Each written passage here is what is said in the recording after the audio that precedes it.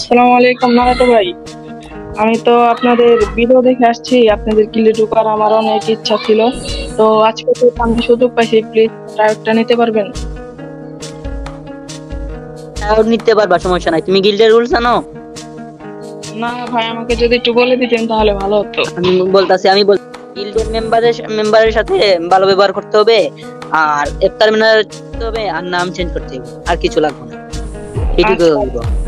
সমস্যা নেই, পারবো ইনশাল্লাহ। আচ্ছা, নারুটো ভাই রুম খুলেন, নারুটো ভাই রুম খুলেন। আমি দেখছি, আপনার বাসায় কি-